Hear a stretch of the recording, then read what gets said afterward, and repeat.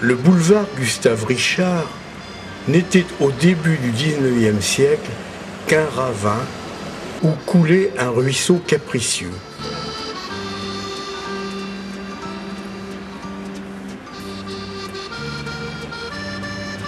En franchissant son escarpement nord-est, on atteignait, comme aujourd'hui, le quartier de Pinault.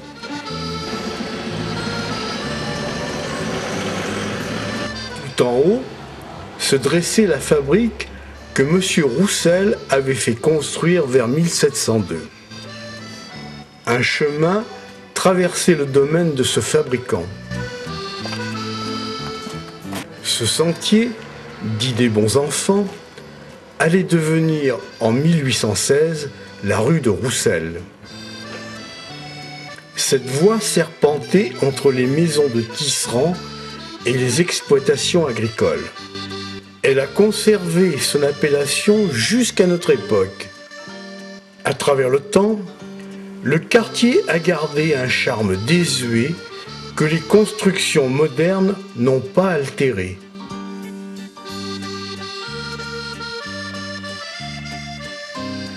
Ainsi, à l'angle de la rue de Roussel et des Bons Enfants, on trouve l'ancienne ferme du grand-père Chauveau, dont Thérèse et Marie évoquent le souvenir. Elle a été construite en 1897-18 et grand-père Chauveau y est rentré en 1898. Alors là, tous les loyers depuis 1898 jusqu'à 1965. Alors ça, c'est le carnet où toutes les quittances de loyer ont été notées jusqu'à ce que nous, on fasse l'acquisition de la propriété, Thérèse et moi. 150 francs de l'époque, alors je ne sais pas ce que ça pouvait représenter à la fin du siècle dernier, ça. C'était des francs or. Ah ben, la ferme elle a cessé juste après la guerre 14. Ça remonte, tu vois, ils se sont installés là en 1898, ben, ça date d'avant. Donc c'était un chemin creux. La rue des Bons Enfants est allée vers la rue de Pinault.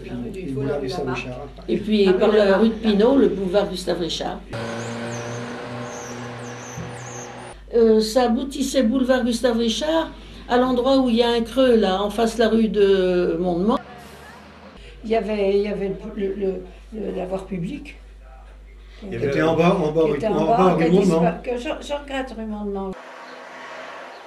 Il y a dû avoir une carrière. Il y a dû avoir une carrière, mais qu'on n'a pas connue. On ramasse des pierres tout le temps des pierres de toutes les formes.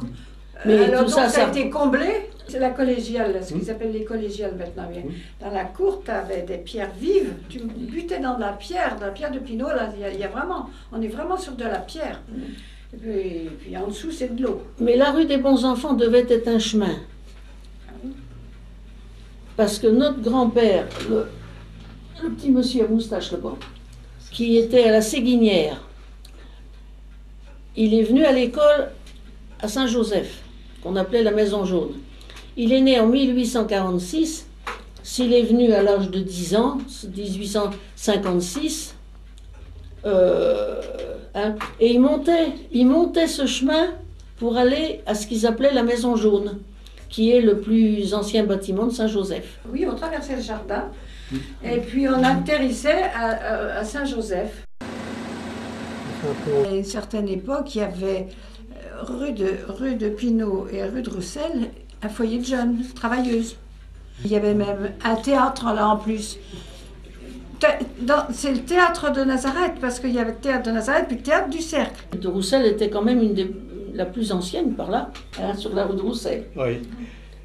On l'a connue, nous, quand il y avait les maisons de tisserands. Les maisons qui ont été abattues, il y avait des maisons de tisserands et que nous n'avons pas connues en qualité d'activité pour les tisserands. Les tisserands à la main à Cholet, ils ont disparu depuis le milieu du 19e siècle. Oui. Quand les manufactures, comme on les appelait, se sont créées. Il y a eu des Portugais qui sont venus habiter là. À Cholet, on a dû arriver en 76. On était pendant 3 ans à rue de la Casse. Les logements, ils étaient rares, on ne trouvait pas facilement les logements à l'époque. Puis comme il y avait la belle-mère qui est venue habiter là un petit peu avant, Il y a une petite maison qui s'est libérée, donc on est venu habiter dedans. On était 4 couples, quoi. On a dû rester au moins 20 ans, 18-20 ans. Et c'était plus des tisserands. Nous, on ne les a pas connus en tant que tisserands. On les a connus en retraités même. Oui, oui, pas mal étaient retraités.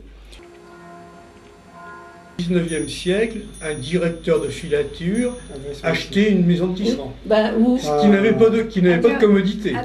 Oui, mais qui l'améliorait. Et les gens, oui, ont aménagé des maisons de tisserands. Le logement appartenait à qui? Enfin, quel était le propriétaire? C'était une jeune fille. Si vous faites le tour de Cholet, partout où il y avait des tissages, que ce soit ici, à Alraux, ou que ce soit Pellomaille, qui était au Pré-Sec, que ce soit Turpot où j'ai travaillé, et bien, toutes les maisons autour, qui étaient des anciennes maisons de tisserands à la main, étaient louées à du personnel. Si bien que tu n'avais pas loin pour aller travailler. Mais forcément, ces tisserands à la main, on leur a coupé les bras quand on a installé les manufactures. Hein? Alors ils ont été travaillés à l'usine. Et la cave, la partie où il y avait le métier à tisser autrefois. Et puis c'était la cuisine, et puis la chambre était au-dessus. Que le soleil pénètre. La petite fenêtre. Là-bas, en toute saison. Et puis en bas, il fallait une certaine humidité pour que le fil ne soit pas cassant. Ouais. Et puis la femme, à l'étage au-dessus, où c'était la pièce à vivre, elle faisait ce qu'on appelait les épelles, c'est-à-dire les navettes. Pour la toilette, il y avait simplement de l'eau puis des bassines. Hein. Et ben, la lessive, ils allaient au lavoir public. Il y a dû en avoir un Saint-Pierre dans les Câlins. Ah oui, les lavoirs, il y en avait plusieurs, parce qu'à l'époque, il n'y avait pas de possibilité de faire la lessive autrement. Puis il y en avait d'autres, il y en avait un rue du Chemin Vert. Ben nous, c'était 2 maisons. Normalement, il y avait 2 pièces. Mais nous, comme c'était 2 maisons collées, enfin, elles étaient toutes collées, et on avait 2 maisons. Ça faisait 4 pièces. Il n'y avait pas de cave? Si, il y avait les caves. Oui, il y avait toute la longueur de la maison, il y avait la cave. Ben, autrefois, ils disaient que c'était où qui travaillaient les... Comment il dit ça? Les tisserands. Les tisserands, là. Il n'y avait plus de reste de tisserands quand vous avez habité? Il n'y avait plus rien. Il y avait de l'espace, c'est vrai. La maison elle-même de dehors, il n'y avait pas de mine. Mais antérieurement, c'était pas si mal que ça. Parce qu'après, par contre, il n'y avait pas de sanitaire. Les toilettes, tout ça. Oui, donc moi j'avais demandé l'autorisation et puis j'avais fait une salle d'eau. Donc c'était bien quoi. Puis il y avait le jardin, c'était agréable en plein sud, plein soleil. Ah bah oui, c'était de la bonne terre et puis il y avait de l'espace. Votre jardin il était comment? Il était tout en longueur le jardin. Il y avait des parcelles, chaque locataire il y avait sa parcelle. Il était tout en longueur. Puis dans le fond, il y avait des cabanons, mais en dur, où j'avais des lapins, des poules. Même des canards. Même des canards, oui. Oui, il y en avait tout un tas d'animaux, quoi. Pigeons. Oui, des pigeons, tout ça. Ça nous passait le temps, au même temps. Vous faisiez des légumes? Oui, on faisait des légumes, oui. Et ça produisait bien le terrain. Là, ces maisons n'avaient aucun confort. Il n'y avait pas de toilette. Il n'y avait pas l'eau. Ils venaient chercher l'eau à la borne fontaine qui était rue de Roussel, là en face chez nous, là, la maison qui a la terrasse. Là. Quand on arrivait ici, là, rue de Roussel, il y avait une fontaine, une pompe au coin de la rue. Chez la Chevaux, mais de l'autre côté de ce côté-là. De l'autre côté, de rue de Beaux-Enfants. L'été, à partir de 10h le matin, il n'y avait plus d'eau à la borne fontaine. Ceux qui avaient l'eau sur leur évier, ils n'avaient pas d'eau non plus. Et nous, on a un puits. Il y avait la pompe. Alors le portail était toujours ouvert. Et ils étaient à même de venir. Ils allaient puiser de l'eau dans un seau, puis ils repartaient avec leur flotte. On a alimenté en eau. Grand-père le faisait pendant 40 ans. On a alimenté le quartier en flotte. Il n'y avait pas d'écoulement des eaux usées. Non. À l'époque, on chauffait sa cuisinière et puis qui chauffait la maison avec du charbon.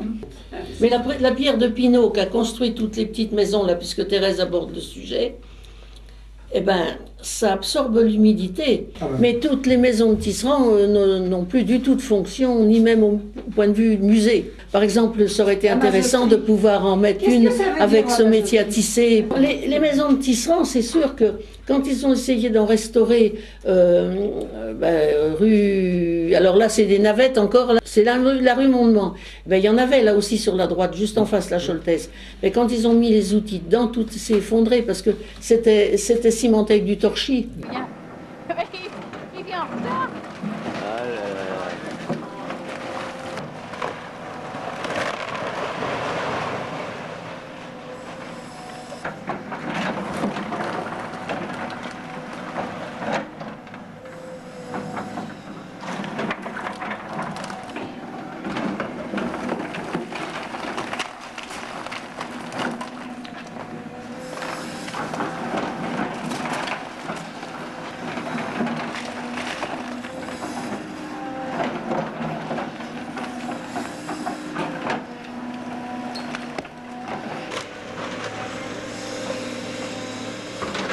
La disparition des 9 petites maisons de la rue de Roussel et leur remplacement par un immeuble collectif imposant donna naissance à des réactions diverses chez les habitants du quartier. Est-ce que vous éprouvez du regret d'avoir vu les maisons de tisserands abattues? Sûrement pas. Ça a été tellement long entre la fin de ces maisons C'est fait. et le projet en place. Il a eu là-dedans tout ce que tu veux, des drogués, ça devenait impossible. Moi, j'aurais bien aimé qu'ils soient là, les petites maisons, qu'ils auraient retapé ça au propre. Au moins, ça m'aurait préoccupé le soleil, là, la vue. Là, on voit une masse devant nous, quoi. Non, on ne voit pas les gens. C'est même pas qui habite. On n'a pas, comment je dirais, ça nous touche, mais on n'est pas gêné par eux, du tout. Non, mais on ne sait pas qui... Quand on est dans le bout de notre jardin, s'il fait beau, puis qu'ils sont sur leur terrasse, on entend leur conversation. Mais c'est tout. Mais par contre, on ne se connaît pas comme on se connaissait avant. C'est pas pareil. Maintenant, c'est pas du tout pareil. Il y avait pas mal de monde qui venait faire des De propriétaires. l'extérieur même qui venaient nous voir. Oui, on faisait même avec les gens l'été, quoi, quand il faisait beau. Il y avait un banc qui était du côté du jardin, quoi. On était là, il y avait Madame Soulard là, qui sortait, on buvait un coup, évidemment. On grignotait. C'était bien. Et les gamins, il y avait de la place, et on était tranquilles, quoi. Ils s'amusaient dans le jardin, c'était tranquille. Comme il était tout fermé. Les ombres de Monsieur Roussel et de sa fabrique s'estompent dans les brumes du passé. Le quartier s'est transformé et il ne reste plus que quelques indications sur d'austères documents et un nom sur une plaque à l'entrée de la rue.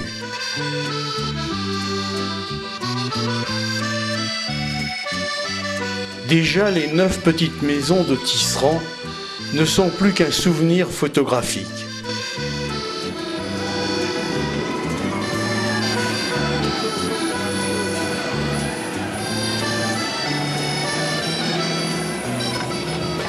La ville tout entière se transforme et sur les décombres du passé s'échafaude à grand bruit l'avenir des hommes et des femmes de demain.